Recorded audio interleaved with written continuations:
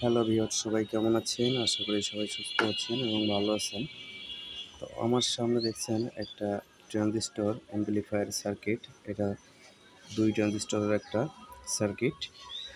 তো এই সার্কিটটা কি সমস্যা হয় এবং কি ধরনের সমস্যা হয় এবং হামিং কেন আসে, বিস্তারিত আমি আপনাদের সাথে শেয়ার করব। দেখেন, এখানে থাকে 1943 একটা ট্রানজিস্টর এবং এখানে থাকে 5200 একটা ট্রানজিস্টর। তো এখানে কিছু হোয়াট রেজিস্ট্যান্স ছিল, সেগুলো আমি তুলে ফেলছি এবং এখানে একটা ক্যাপাসিটর ছিল, সেগুলো আমি তুলে রাখছি। তো সেইটা বড় বিষয় না, যেহেতু আপনারা মার্কেট থেকে নতুন সার্কিট কিনলেই কমপ্লিট থাকবে। তো সেই সার্কিটে আপনারা কয়েকটা কাজ করবেন, তাহলে আশা করি আপনার যে হামিং যে প্রবলেমগুলো, এই হামিং অর্থাৎ নয়েজ, যেটা এই নয়েজটা চলে যাবে, নয়েজটা আসবে না। তো সেই কাজটা কিভাবে করতে হবে, তো ভিডিওটা সম্পূর্ণ না দেখলে আপনারা কিছুই বুঝতে পারবেন না। তো আশা করি ভিডিওটা সম্পূর্ণ দেখবেন, আর ভিডিওটা ভালো লাগলে আমার চ্যানেলটা সাবস্ক্রাইব করে আমার পাশে থাকবেন। তো বন্ধুরা শোনেন, প্রথমত একটা ট্রানজিস্টর আমরা অ্যাডাপ্টার ট্রান্সফরমারে কানেক্ট করে স্পিকারে লাইন দিয়ে বাজালে, বেসবোর্ডে লাইন দেওয়ার সাথে সাথে দেখা যায় যে হামিং আসছে, একটা নয়েজ আসছে, বো বো করে একটা শব্দ আসছে।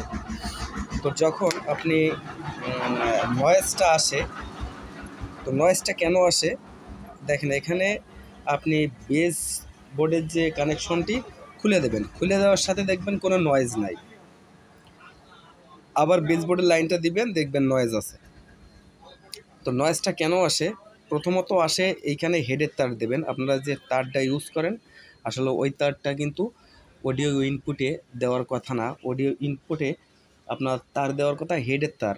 হেডের তার অর্থাৎ আপনারা দেখবেন ক্যাসেট প্লেয়ারে এক ধরনের তার থাকতো, ওই হেডের থেকে লাইন দিয়ে, মানে ক্যাসেট যেখানে ক্যাসেট দিতে ওখানে হেড থাকে, হেডের থেকে লাইন গিয়ে আপনার অ্যাম্পলিফায়ারে পৌঁছায়।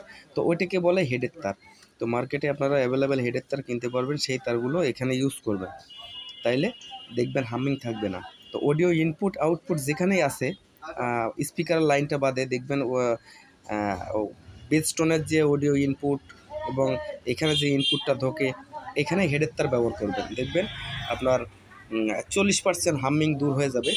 তো মূলত হামিং কেন আসে এই বিষয়ে আমি বলি। হামিংটা আসে দেখেন, এখানে দুটো ট্রানজিস্টর আছে, এখানে ছিল কিন্তু D880 কিংবা 2073, যে কোনো এক ধরনের ট্রানজিস্টর এখানে ছিল, এই টাইপের ট্রানজিস্টর ছিল। তো এই টাইপের ট্রানজিস্টরের ক্ষমতা একটু কম হয়, কারণ এটা যদি হিট হয় এর ভ্যালু লেস হয়ে যায়। আর এই ধরনের ট্রানজিস্টরগুলো কিন্তু ভ্যালু লেস হয় না, এগুলো হিট হলেও ভালো বাজে এবং ঠান্ডা থাকলেও সেই একই রকম বাজে। এই ট্রানজিস্টরগুলো মূলত থাকে কালার টিভির 180 ভোল্ট লাইনে, দেখবেন এই ধরনের ট্রানজিস্টর থাকে। এই ট্রানজিস্টর নাম্বারটা হচ্ছে 2383। তো আপনারা তুলে রাখতে পারেন নাম্বারটা 2383। কালার সেকশনে 3টে ট্রানজিস্টর থাকে।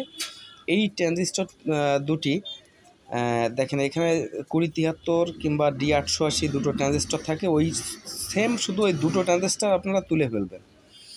তুলে ফেলে এখানে আপনারা 2383 দুটো ট্রানজিস্টর লাগিয়ে দিবেন। লাগালে দেখবেন সাউন্ড কোয়ালিটিটা সম্পূর্ণ একটা আলাদা রূপে তৈরি হয়ে গেছে এবং ক্লিয়ার একটা সাউন্ড পাবেন।